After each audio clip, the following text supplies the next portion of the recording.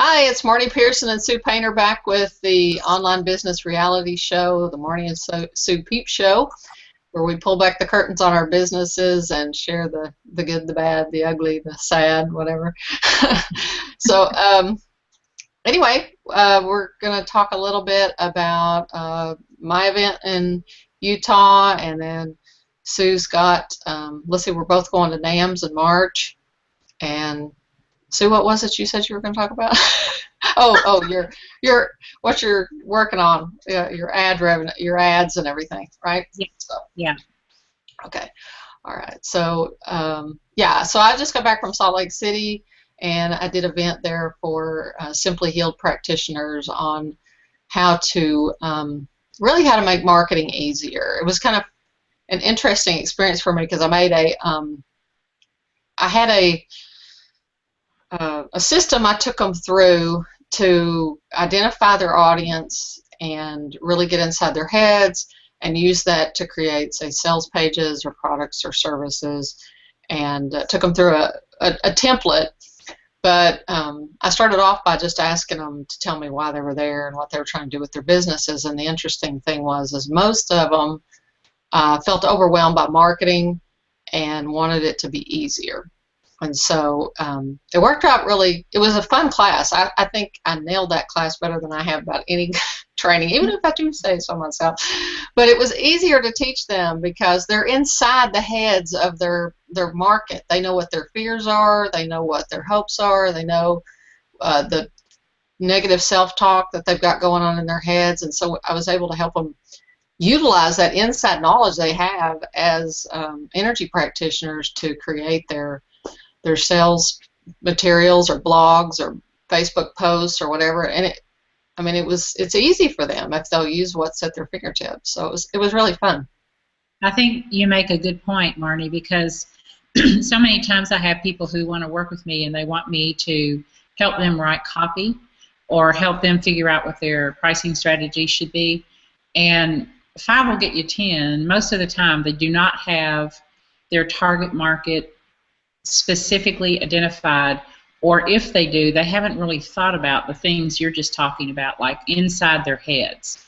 And in fact, the distinction that I would make between success in business and non-success in business is you can, if you know your target audience, but you don't know, you're trying to sell them what you think they need rather than what they think they need, then you have a problem in your business. And it sounds like the people in your class, in your event in Salt Lake, really did understand from the consumer or the customer's perspective what was in their heads and what the customer really was fearful about or had a pain point about or needed a solution to.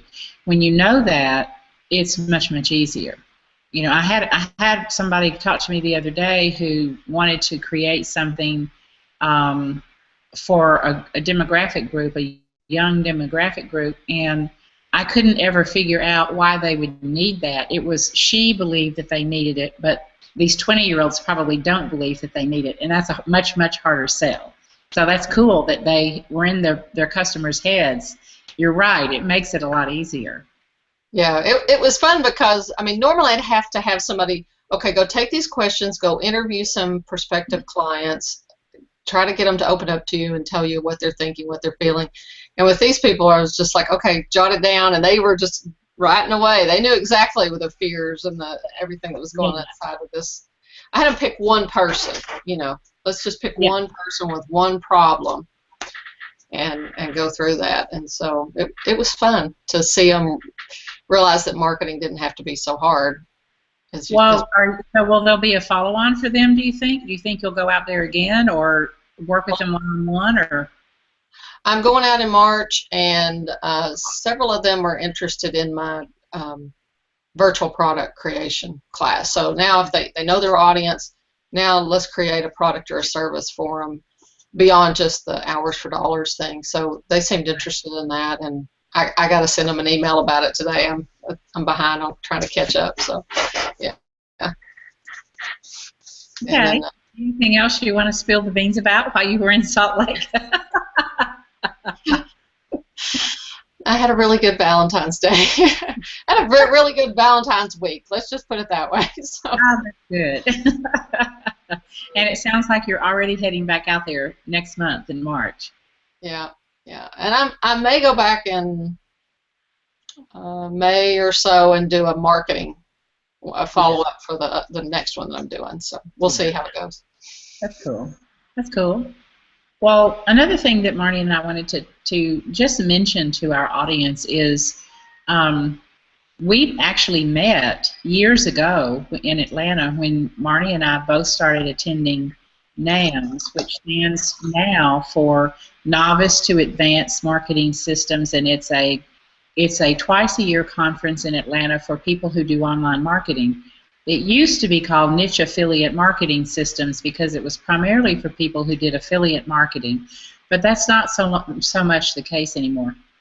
The conference is run by a guy by the name of David Perdue, and it's always in Atlanta, usually in either February, March, or and August. This year it's in March, and Marnie and I will actually be getting to see each other live and in person here in about 3 weeks, I guess, or so, Marnie. Yeah. So maybe we'll do a Peep show live from there, or come up with something else that we will offer you along with the Peep show. I hope so, anyway. But if you are interested in attending that conference, I'm sure Marnie has an affiliate link to it, as do I, and we can give you that link if you're interested in attending. I have had some people attend in the past who really were turned off by it and didn't like it, because there does tend to be people there who are like the big-time, old-fashioned online marketers who, get the crowd all jazzed up and do sales at the back of the room and that kind of thing. But there also is a fabulous amount of really, really top-notch experts there who meet out in the hall and meet over lunch and meet at breakfast and meet for drinks after the day is over and talk out in the halls, and it's a fabulous place to really get to know people who are truly, truly expert in their field. This year, I will be doing a presentation there. NAMS is divided into 4 tracks, just like college tracks, 100, 200, 300, and 400 level. I'm going to be doing an advanced workshop in the 400 level about how to shift your business and follow the marketing trends and what's working in the online marketing world now and what's not. But it's a great place to go if you need to know how to set up a WordPress site, if you need to know what plugins are, if you just want to meet people who make their living marketing online. And it's a very warm, collegial group, or at least I find it to be. It's also very casual. I can dress like this. It's not one of these high heels and makeup and hair and all that kind of stuff, which I'm not so much into. So I don't know, Marnie, what you think about NAMS, but if you are around and can come to that conference and online marketing is a part of your business, I think you would find a lot there that would be of benefit to you. Yeah. I love NAMS. It's like family to me. So I walk in and I feel like I came home or something. It's always in the same hotel, same Marriott. So I usually do a little bit of like 15-minute laser consults while I'm there. So I'll probably do that again this year. So if you're there, look me up and see if you can get on my schedule there, or let me know ahead of time if you want to. And we can just sit and talk and figure out what you need to do next with your business. So it's not a sales pitch. I'd really help you for the 15 minutes. So, and a lot of people offer that. And what I like about NAMS is that people are really helpful, and it is very collegial, and it's just of help. I mean, I can find the answer to some little technical question or some little marketing question that I might have to go pay somebody $500 to consult with me about. And you're right, it is like family. I've been going for so many years now that I walk in, and I know everybody right in the lobby, and it's just fun to see old faces. So, at any rate, if that's your thing, contact Marnie or contact me, and we can give you a link. I don't even know if there's room left in the conference, but I imagine there's still a few seats left. So that's NAM. Yeah, somebody told me the hotel is booked up, but they had some kind of AARP, or I don't know, some kind of discount thing that got them a good deal on a room still. So, well, that's good. Marnie, maybe what we should do is sign up to do 15-minute strategy sessions with people together. Oh, that would be fun. Yeah, we should do Then that. we could talk about like how do they need to shift or reinvent their business since we've been talking a lot about reinvention. What do you think about that? I like that. I think we ought to do it. Yeah. Let's talk to David and get that set up. I think that'd be super cool. Okay, cool. Yeah, yeah, yeah. Okay. And then I was going to talk a little bit about pricing strategies. Now, why do I want to talk with you about something as dull and boring as pricing strategies? Well, because it is the number one question I get, to the point that I'm actually developing a free video series about it. So if you want in on that video series, then you can drop me a line at sue@confidentmarketer.com, and we'll make sure that you get on the mailing list for that. There's about 5 or 6 moving parts to really figuring out how to price your product or your service. People always want to call me up and ask me how to price it, and there's a lot of things that go into pricing strategies. So stay tuned for that free training if that's something that you feel like you need help about. Because it is part science and part art, and in the end you have to test it. You have to try what you think will work based on all the parameters that go into pricing something, and then see whether it flies or whether you need to tweak it a little bit. And I don't know, Marnie, if you get that question, but do you get questions a lot about how should I price this? I'm shy about putting a price on something. I seem to get that from people a lot. You'd think I'd get it more, but I don't get it in a whole lot, but sometimes. Yeah, sometimes. Okay. What else do you want to talk about? What else is going on? Oh, by the way, if you're a Pinterest person, Pinterest made an announcement back about 3 or 4 days ago, maybe over the weekend, that they are no longer allowing affiliate links in the links on your Pinterest pins. So you can no longer do affiliate marketing through Pinterest, which some people really do sell, hundreds of thousands of dollars through Pinterest affiliate links. So that's a major shift in Pinterest. Wow. I They wonder had how they not can been, tell. they had not been allowing Amazon links for a long time, and it really kind of, it kind of bitched me off in a way, because I have a board on Pinterest where I have all the books that I've published on Amazon on the Kindle platform. So there's 4 books. And of course, I use my Amazon affiliate link with those, so that if people come to my board and they want to buy an Amazon book, then they can use my affiliate link and click through. And now, I mean, it's no big deal, because I think I make like maybe 7 cents. I mean, it's nothing at all because the books are so cheap. But I should, to me, be able to use my own affiliate link to sell my own book. I don't understand why they have a beef about it. But at any rate, they've decided that they're not going to allow that, and they have taken out and stripped out all of the live affiliate links in Pinterest writ large. And for some people who sell a lot of product through Pinterest, like clothing or furniture or home accessories, then that has basically taken their business from, a high dollar value down to 0 overnight, kind of, Marnie, like what you experienced when Google changed back 4 or 5 years ago. Yeah. So I would think what you'd have to do probably is create blogs that review the product and Pinterest those, and then when people get to your site, then have your affiliate link. yeah, you'd have to do that. But then, see, that's making people click through twice. Right. You're not going to get as many. You're not going to get as many. So I don't really understand. I mean, I understand that there are some people who abuse that, but for the hundreds of thousands, if not millions of people who do not abuse it, it's kind of a low blow. Like, you might have a Pinterest board with an affiliate link to NAMS, and you might have a NAMS Pinterest board where you tell all about NAMS, and if people want to go attend it, you have your affiliate link to register for the conference. Well, to me, there's nothing wrong with that.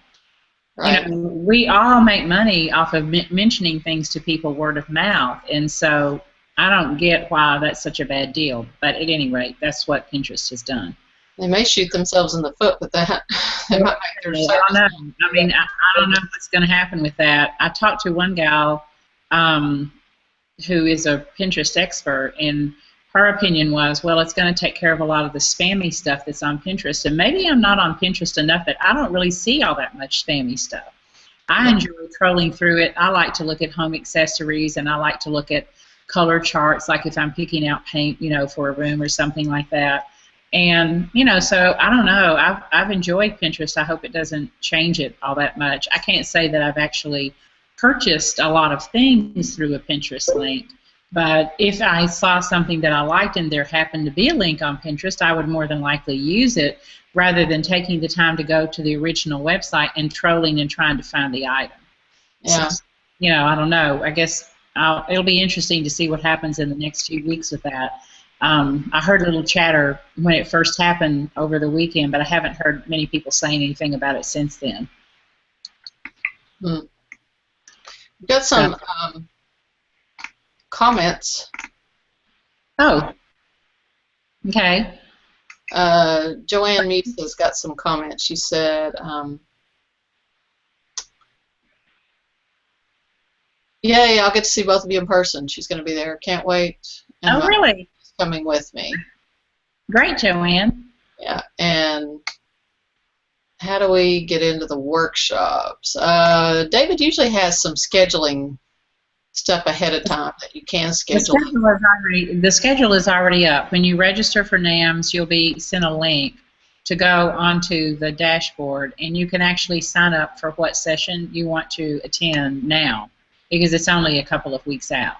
Yeah, but you can change on the fly. I mean, a lot of times I'm like, well, I'll go to this one. Where are you going? You can. It's not Marnie and I kind of look at them and say, well, let's go to this one or let's go to that one, or maybe we talk to somebody and that sounds interesting, and so we decide we're going to go. And I will say, for Marnie and for me, we're at the point in our business where actually a lot of the fun of NAMS is out in the hall. Sometimes, don't let David produce this, but we don't attend every session because sometimes we decide that it's of more value to meet with somebody out in the hall or over in the restaurant. So that's just kind of the way that conference is. But there's lots of good stuff. If you're, you can probably look at the schedule and look at the classes and decide if you want to go before you register. Truth be known, I'm sure it's up. Yeah, it's up there. And she wants to sign up for our 15-minute joint one. So. All right. We'll put some times together, and we'll make sure to put you on the calendar and give you a shout out and let you know when it is. Yeah. When are you coming down, Marnie? I've got instructors meeting like Thursday afternoon, so I'm going to be down there. I'm going to get down there Thursday morning. When are you coming? I think Luana and I are coming down Friday morning. Okay. Well, then maybe we can do some things on Friday, and on Saturday we'll do some split sessions then, you think? Yeah. Okay, cool beans. Okay. Anything else? Any other questions? Joanna said she got the good deal on the room through AAA. Oh, okay. So it's almost what he was selling it for. Oh, well, good. So, yeah, I know the room a long time ago because I was afraid they would sell out. And there's not really many other hotels right by there, so it would be hard to stay at another hotel and then get through the traffic to go back and forth. You would kind of miss the breakfast and the lunches and stuff that goes on in the dining room. Yeah. Yeah. So, all right. Cool. Are we done? I think we're done.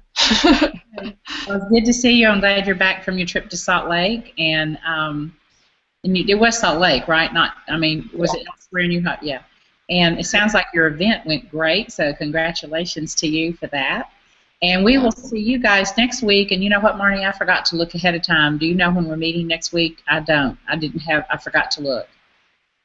I think my calendar's acting up right now. It's doing that thing where it wants to log me out, so I better not mess with it. Hang on just a minute. Let me see if I can reach my phone. I can probably look on my phone faster than I can pull it up on the computer. 2 o'clock next Thursday, the 26th. Okay. 2 o'clock Eastern. Yep, 2 o'clock Eastern next Thursday. Okay, we will see you guys then. And it's Sue and Marnie saying goodbye for now. Bye. Bye-bye. Take care.